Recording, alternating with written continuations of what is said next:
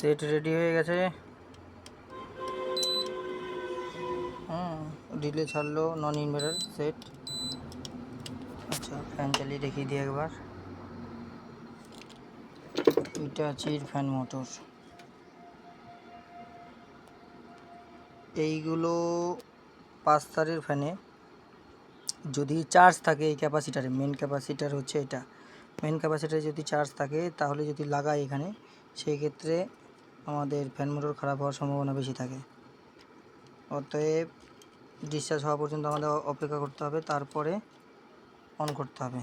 Switch on করলাম, machine চালু হলো। ফ্যান মোটর ঘুরতে চালু করে দিয়েছে,